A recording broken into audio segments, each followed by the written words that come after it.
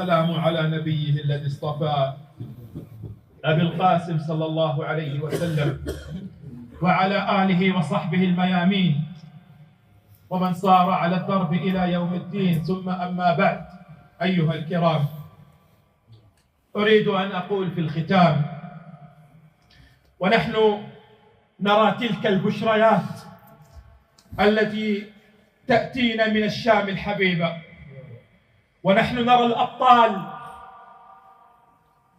بعد حلب وبعد حماة هم على مشارف حمص، فإننا نقول لهم: سيروا سيروا وعين الله ترعاكم، سيروا وعين الله ترعاكم، ولا تعودوا إلا وحمص في أيديكم، لا تعودوا إلا والشام في أيديكم، لا تعودوا إلا ودمشق في أيديكم، انتقاما لمجزرة الغوطة، وانتقاما لمجزرة حماة، وانتقاما لمجزرة بنياس، وانتقاما لمجزرة خان شيخون، وانتقاما لمجزرة الكيماوي في حلب، وانتقاما لمجزرة البراميل في حلب، وانتقاما لنسائنا اللواتي اغتصبن في السجون، وانتقاما لآلاف الأسرى من سنين. لا تعودوا إلا والنصر في أيديكم. في الجامع الأموي موعد بيعة، في الجامع الأموي موعد بيعة، وسيقتل الغدار أشنع قتلة، وسيقتل الغدار أشنع قتلة، وبذله ستتحدث الأصوات بإذن الله، بإذن الله يا أهل الشام. بعد معركة حلب وبعد معركة حماة في الجامع الأموي موعد بيعة بإذن الله، وسيقتل الغدار أشنع قتلة، وبذله ستتحدث الأصوات. مهما تجبر ظالم في ظلمه سيذيقه من بطشه الخلاق. أبشروا بإذن الله. لا إله إلا الله. وأنا أقول: يا أهل الشام، هذه الأيام تخذلون بعد أعوام من المجازر التي نسيها الناس. يستكثرون عليكم أن تعيدوا حلب، يستكثرون عليكم أن تعيدوا حماة، يستكثرون على أهل الشام أن يعيدوا حمص. نسيتم الذين اختنقوا بفعل الكيماوي فلم تنزف منهم قطرة دم واحدة؟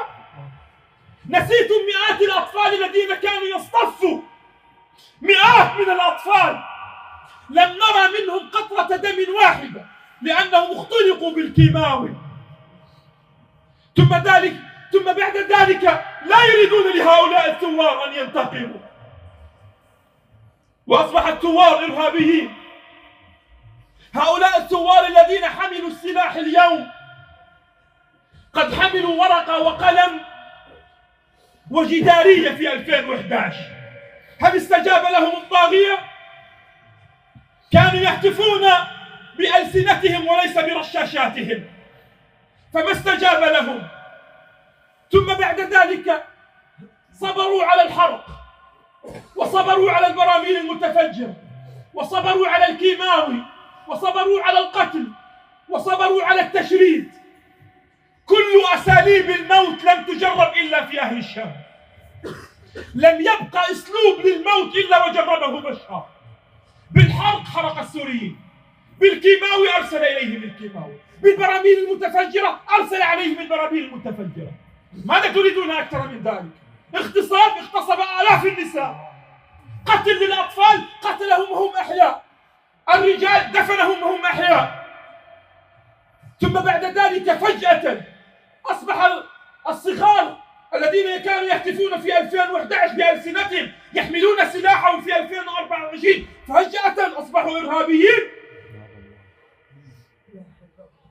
إن تخلت الأمة كلها عن أهل الشام فإننا لن نتخلى عنها بإذن الله. لن نتخلى عنها بإذن الله، ونحن معهم بدعواتنا وبكل ما نملك.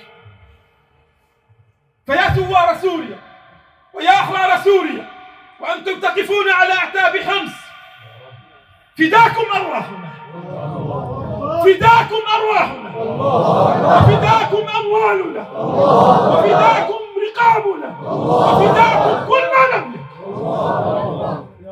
لأننا لا ننسى ولن ننسى. في 2011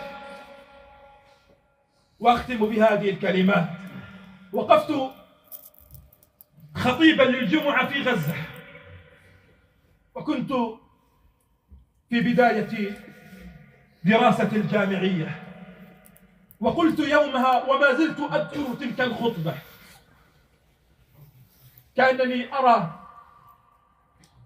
قلت أيها الناس، إن والله رقبة بشار الطويلة لم تخلق طويلة عبثا، لم تخلق طويلة عبثا، وإننا على موعد قريب بإذن الله، وإننا على موعد قريب بإذن الله. وقلت يومها يا أهل الشام سيزدهر الياسمين، وها قد ازدهر ياسمين حلب وازدهر ياسمين حماه، وأذكركم سيزدهر ياسمين حمص والشام ودمشق بإذن الله، بإذن الله.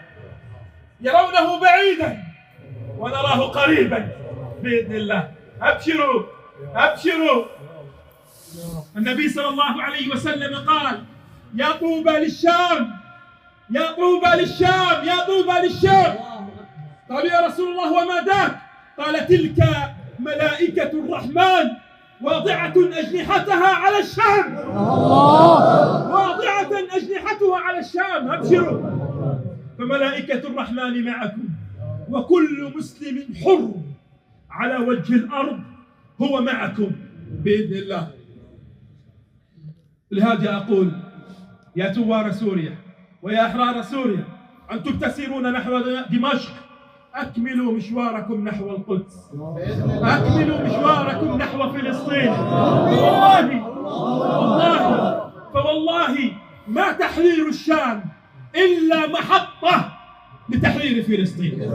وأنا قلت قبل 6 أعوام أننا على موعد مع صلاة في المسجد الأموي وصلاة في المسجد الأقصى بإذن الله. نحن أهل فلسطين، نحن أهل فلسطين سنصلي في المسجد الأموي، وأنتم ستصلون في المسجد الأقصى بإذن الله. ستجتمع رايات الحق في ساحات المسجد الأقصى، ستجتمع بإذن الله قريبا بإذن الله.